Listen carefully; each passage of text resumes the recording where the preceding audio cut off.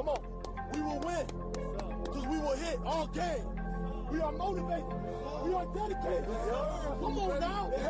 Come on now. We will win. Because we are the best on the field.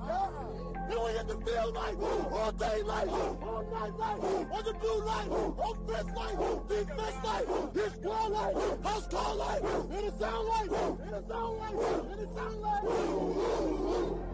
Welcome to the Short Sports Show. I'm your host, Daniel Short. Today is Friday, June 2nd, 2017. We got a lot to talk about. As always, we have former Texas Longhorns head coach Mack Brown. Well, he wants to return to the coaching sideline once more. A Kansas State wide receiver is denied a transfer to 35 programs. That's right, 35 programs. The 2017 NFL FPI projections have come out, and we're going to talk about that and why it's concerning for just a few amount of teams. Should the Falcons allow Michael Vick to retire with the team for a one-day contract? It needs to happen. It needs to. Also, Game 1 recap of the NBA Finals. It was a great game, unless you're a Cavaliers fan, but it was an overall great game. I think it's what we expected. We're going to talk about that towards the end of the show. Again, lots to talk about. College football news first, as always. Now, that's if the SEC will allow former Notre Dame quarterback Malik Zaire to transfer to the Florida Gators. Now, former Notre Dame quarterback Malik Zaire expressed his desire to transfer not that long ago, and he really, chose Florida. He was leaning towards it. He told multiple sources, and that's where he wants to go. But it might not happen, and he needs to be prepared for a second plan. Now, he has visited Wisconsin, North Carolina, and has thought about going to possibly Texas and, of course, Florida. Now, the Gators are currently in their second year of a 3-year penalty, and they can't allow grad transfers to come into the program because the ones they did allow failed to meet academic requirements. Now, that penalty, again, no staff member can bring in a grad transfer until 2018. Zaire, he's only got 1 year of eligibility left. He can't redshirt. He can't sit out. He's stuck. So therefore, if the SEC decides not to change the rule, which they have their SEC meetings right now this week, if they say, nope, we're going to keep it where it is, then it's going to be Wisconsin, North Carolina, or Texas, or somebody else, and he won't be able to go to Florida. So it's going to be interesting to see if they change the rule or not. Of course, they're not just changing it for Florida. It would be for all programs, and Florida's got to think about that as well.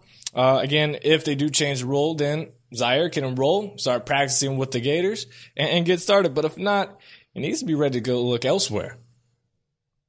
It's going to be interesting. Now, the 2018 College Football Hall of Fame ballot was announced Thursday, and it included 75 players and 6 coaches from the Football Bowl subdivision, which is the FBS, and 98 players and 31 coaches from the divisional ranks. Now, this is actually a really good class. This is a really good class. It's going to be interesting how they're going to narrow it down.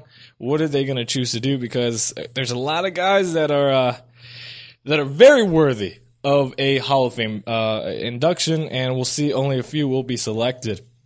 Some of the highlights from that list include former Texas head coach Mack Brown, former Virginia Tech head coach Frank Beamer, former Georgia Tech wide receiver Calvin Johnson, Hall of Fame running back Eric Dickerson, Cal tight end Tony Gonzalez, Miami linebacker Ray Lewis, USC safety Troy Polamalu, Miami safety Ed Reed, Miami defensive tackle Warren Sapp, basically the 90s and 2000s Hurricane team.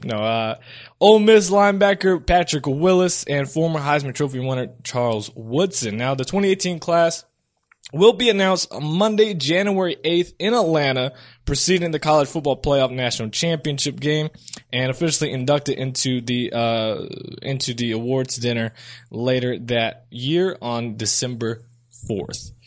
So that is going to be very interesting. I'm excited. Of course, it's hard to pick from that list, and I don't know how many actually get chosen. I'm sure it's just like 6, I think. 1 coach and 5 players, something like that. It's usually a very, very small class, and you've got to choose from all of that's just those highlights. There are many other worthy Heisman winners, contenders, players that changed their program's history that are all worthy of a Hall of Fame ballot. or induction, I should say, and won't get it. So it'll be interesting to see how that plays out. Former Texas Longhorns head coach Mack Brown wants to return to the coaching sideline one more time.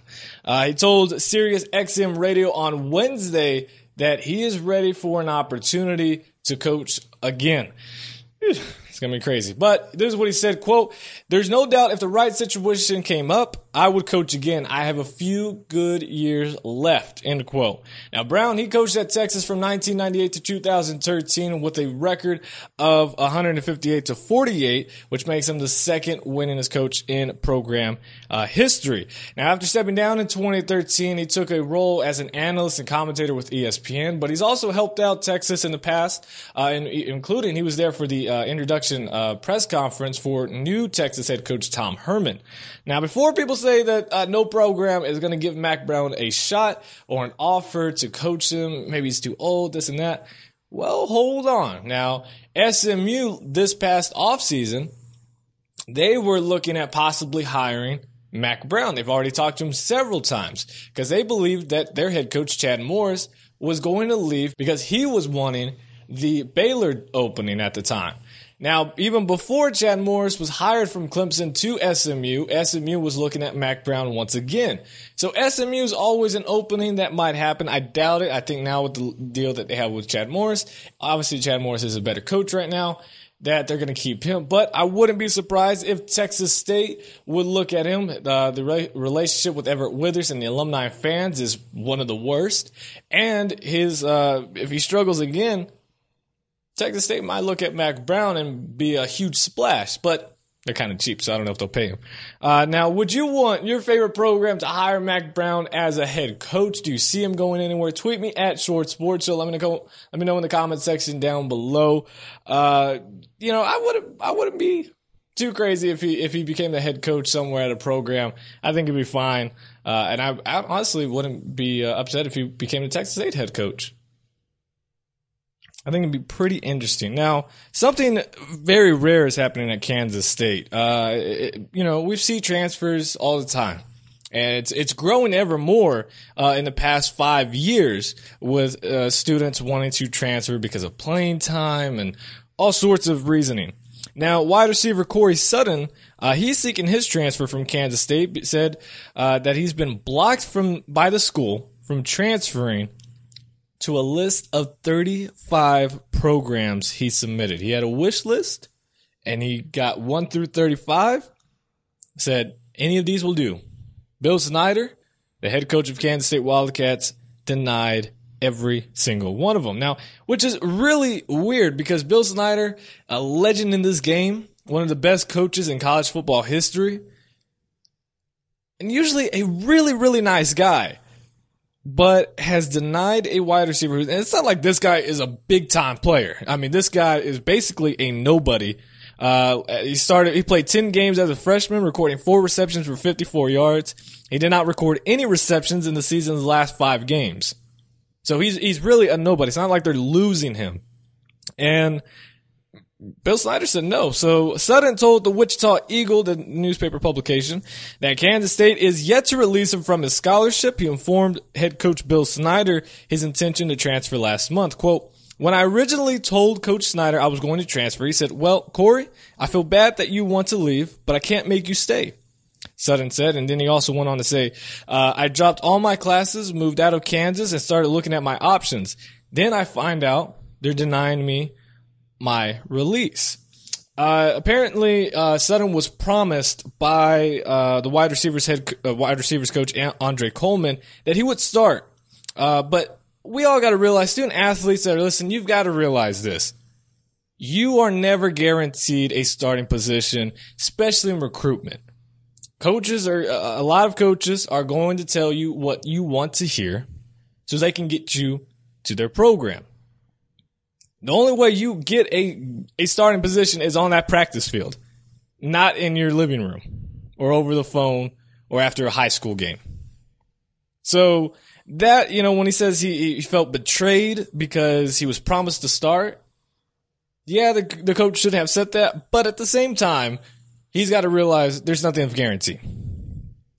The report did not say what the 35 schools were, but usually how transfers work, especially in Power 5 programs, a coach is able to deny you to transfer to any of the conference schools, which I feel like should be acceptable and fine. If you're in the Big 12, like in this situation, he shouldn't be allowed to transfer to any Big 12 program. I completely agree with that. And I'm thinking with Kansas State where they're located, potentially probably even the Big 10 schools. That's what I'm thinking. Again, no report on that, just my thinking. But I also understand the transferring process and how it can be unfair to the student athletes, because we always hear and say, well, coaches always leave. They can leave whenever. They can just drop a program after a year or more and just poof, disappear and go to another program. Promise other student athletes positions and all these other rewards. I understand that. And they have no, they could go from Kansas to Kansas State, vice versa. A rival school. But a student athlete cannot transfer. That there is an issue with that. Of course, the NCAA is not perfect whatsoever, and I highly doubt they'll ever fix this type of rule. But I do feel bad for Corey Sutton. Bill Snyder denying him I think it's going to get fixed.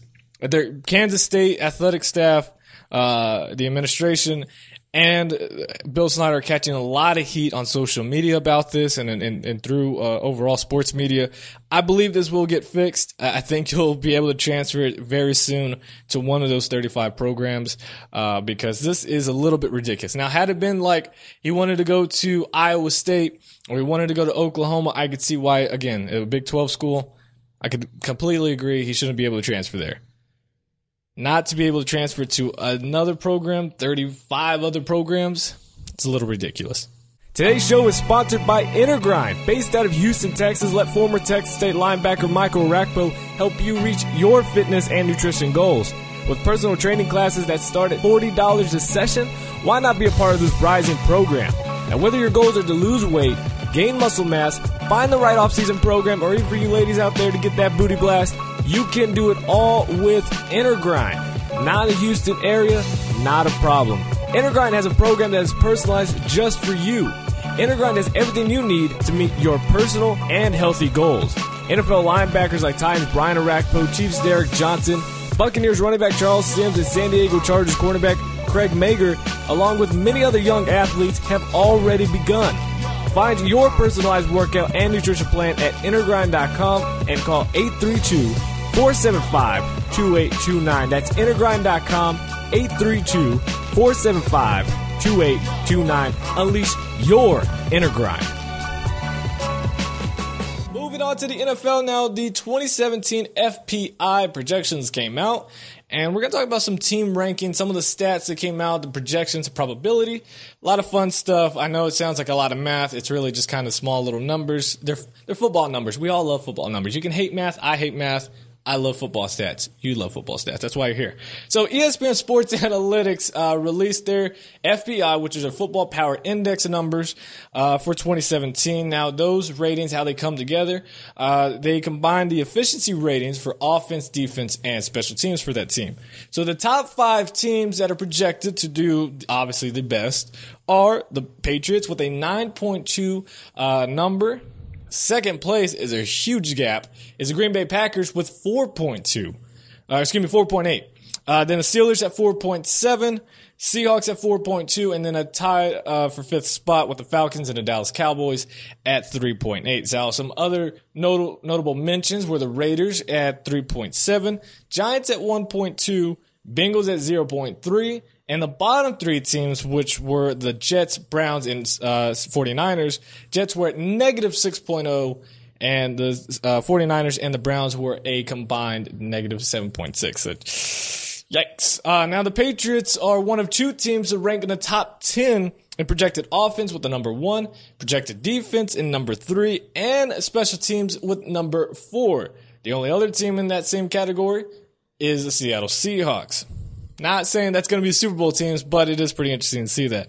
Now, to win the division, the New England Patriots are projected to win the AFC East with a 11-5 record. The Steelers with a 10-6.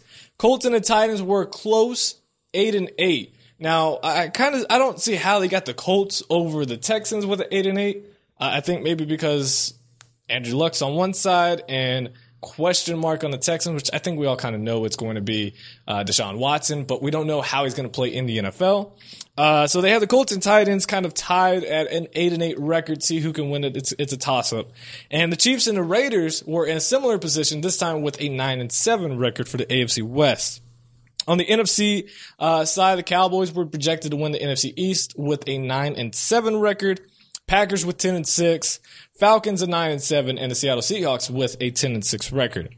Now, the Super Bowl probability is pretty fun here. The Patriots, of course, they're 50.7% to reach the Super Bowl and the 34.7% to win the Super Bowl. Second place is the Packers, and check this out.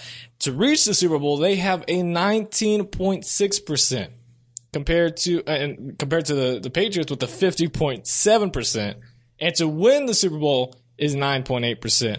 Seahawks were close. They were really second to reach the Super Bowl with a 22.8%, but their win percentage was a little bit less than the Packers with a 9.6%. So let's see what else we got here. Finally, the 2018 NFL Draft projection, is Browns, 49ers, Jets, Bears, and Rams. The Browns have a 21.4% to take the number one pick again. To have a top 5 pick, it would be a 66.6%, and a top 10% pick is at 86.9%. There's too many numbers now. I rehearsed this. It came out clean, and now it's percent pick. It's a little too much. Yeah, so the 49ers were second, Jets, Bears, Rams, really just overall bad teams right now, which wouldn't be surprised to see the Browns, 49ers, Jets, Bears, and Rams to be the top 5 teams in the NFL draft order. Let me know what you think about this. Where did your team land? Are you a little upset that they were too low, or are they too high? Do you see the Cowboys 9-7? Really? I mean, they had a pretty good year last year, and we're going to think everybody's going to have a sophomore slump. I don't know about that. Falcons 9-7. I don't know. Colts, I don't think they're going to be that good. I think it's going to be the Texans and the Titans. Steelers, yeah, probably. Raiders and Chiefs 9-7. I think the AFC West is just going to beat themselves up, so that's why they have a low record. I know there's going to be a lot of Chiefs fans thinking they're going to go 12-4, Raiders fans going that record. Chiefs having a little double digits. I think the AFC West, if the Chargers stay healthy, and the Broncos can kind of find some offensive rhythm, the whole AFC West is the toughest division in the NFL, and they're going to beat each other up. Sadly, my Chargers probably will be on the loss column for most of those. Let me know in the comment section. Also, tweet me at Short Sports Show. Become a fan of Facebook, The Short Sports Show. New York Jets have traded former first-round draft pick Calvin Pryor to the Cleveland Browns on Thursday, reacquiring linebacker Demario Davis. He started from the Jets from 2013 to 2015. Now, the Jets, they've been trying to trade Pryor since the draft, and especially when they selected Jamal Adams and Marcus May in back-to-back first 2 rounds. Pryor, I don't know, he had a lot of hype coming out of Louisville, and he was a big thumper, and everybody thought he was going to be great for the Jets. He was going to bring that aggressiveness back that they used to have, and he has just been kind of quality garbage. Now, he irked some people in the organization by not showing up for the first OTAs last week. He didn't practice for his second day of voluntary workouts, but his one-day absence was perceived as a message.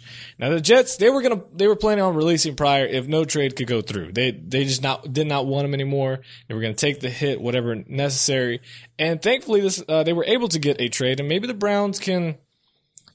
I don't know. Browns are just kind of this. There was no picks involved either. It was just no cash, no picks. It was just straight up trade. Davis for Pryor, just like that. Now, Pryor, again, he was selected 18th overall back in 2014 and fell out of the favor with the current regimen who didn't draft him. It was another, obviously, Rex Ryan and them. In 15 games last season, he had no interceptions and only 1 forced fumble for a big-time hitter, apparently. So he's done, which, for the Jets, I'm sure they're happy. Again, Jamal Adams and Marcus May should probably triple his Calvin Pryor's production in just 1 season. It's pretty interesting things happening in the offseason. A pass rush summit with elite outside linebacker Vic Beasley and Von Miller. Now, Atlanta Falcons linebacker Vic Beasley Jr. finished last season as the NFL's sack champion. He's also looking forward to collaborating with a former sack champion and Denver Broncos linebacker Von Miller. Now, Beasley was the 8th overall pick in 2015. Rookie year, a lot of people thought he was going to be a bust. He just didn't play that well.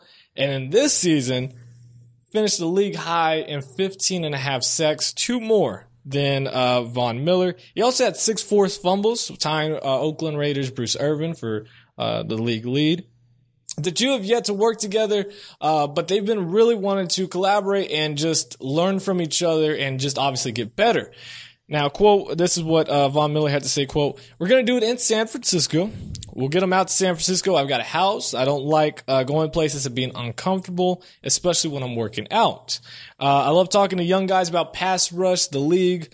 Vic, that's one of my guys. We'll get it done, and it'll be great," end quote. Now, the Falcons and the Broncos have mandatory mini camp in June 13th through the 15th. Then the players have a month off, leaving time for both of those guys to start working out and collaborating. I think this is awesome. If Von Miller can have some kind of his own private personal training with Vic Beasley and other pass rushers around the league, I think it's going to be a lot of fun. I don't think we'll be able to see it. Maybe NFL will do a little special type thing, a quick 5-10 minute segment on YouTube or something, because this will be fun to watch and see how they work out and kind of some of the things they're teaching each other. But let me know what you think about this. I think this is a pretty cool idea with Von Miller and Vic Beasley. Should the Falcons retire or allow Michael Vick to retire with the team? We'll see. Now, I'll start the segment really emphasizing that if anyone watching this or listening to this on the show, which you can catch every Friday on iHeartRadio, iTunes, and Spreaker.com, if anybody's holding a grudge on Michael Vick about the dogfighting incident that happened, 10 years ago, just get off. Just get off. Don't listen. Don't watch anymore, because you've got to move on. Now, I don't condone what happened. It was sickening. It's disgusting, but it happened 10 years ago. He's moved on. Everyone else has moved on, except for a small percentage of people who still just do not like him because of that. Now, former Falcons quarterback Michael Vick clarified his recent statements regarding his retirement, saying that he's not spoken to anyone from the organization about signing a one-day contract or retiring with the team. Quote, "It's something that I've really been thinking about trying to get done. I was asked a question the other day, is that what I want? And yes, it is," end quote. Now, Vick has maintained a close relationship with owner Arthur Blank, who invited him to attend, if you guys remember last season, the regular season finale game in the Georgia Dome.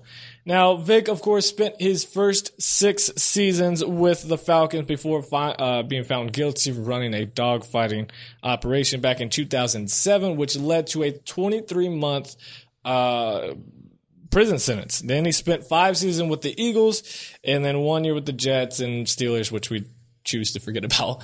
Now, quote, "At the end of the day, it's just been a blessing to play here in the city of Atlanta. It's a place where I was really identified, where I think I made my legacy in such a short period of time. We set great moments, man, and I think it's something that I'll never forget, as well as the city," end quote.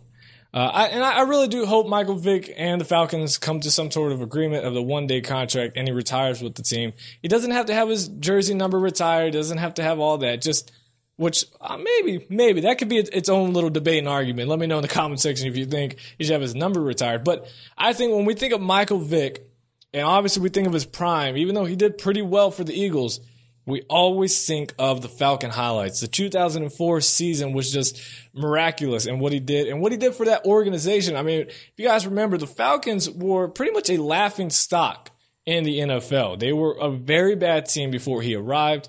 He shows up and he changes the culture, the fan base, the identification of that team, and he brings it to a popularity that very quickly that we haven't truly seen with another team since Michael Vick's been there. So I think he deserves it. I understand there's some, what if PETA gets the PR side of it, but It was 10 years ago.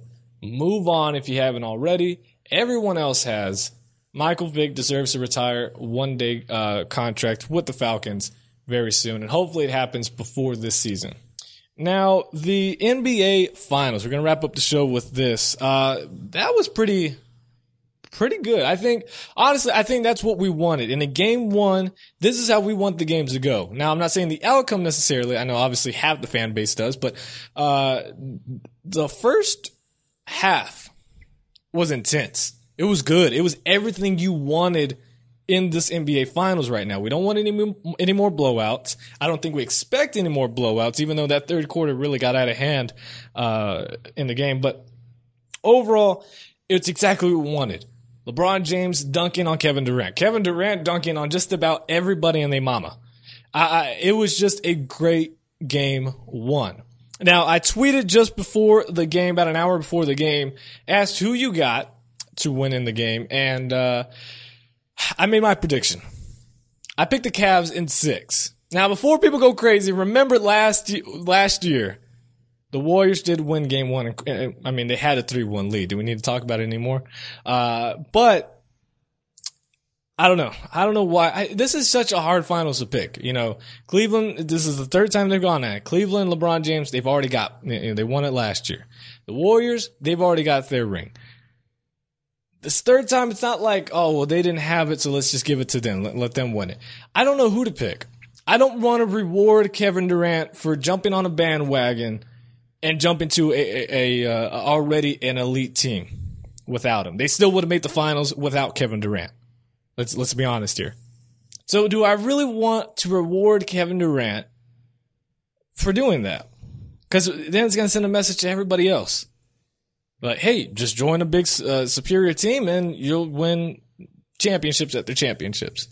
And then Cleveland, you know, there's so many bandwagoners. I mean, there's bandwagoners for both teams. But I don't know. And that's why I feel like there's less cons of picking Cleveland. You know, LeBron James, let him get his 4th ring. Let him do it. Cleveland get their 2nd championship back-to-back or something. And then hopefully next year we can have somebody else. 2 different teams. It won't happen. It'll be the Cavs and the Warriors for the freaking 4th straight year. But I'm just trying to keep hope alive. So who knows? Again, game one was fantastic. It really was. It was exciting. And hopefully game two will be just the same as well. And obviously overall series, just no blowouts. No 3-1s, just 2-2s. And hopefully it goes at least 6 games, potentially 7, which would be amazing. Let me know who you got. We didn't really talk about it last week because I honestly did not know until an hour before the game who I was going to pick. I'm picking Cleveland. They lost. We'll see how it goes. I'm sticking with the pick. Let me know in the comments section. Tweet me at Short Sports. So thank you guys so much for listening to the show. I will be back next Friday morning as always. God first, God bless, and I will see you guys then. I'm out. Peace.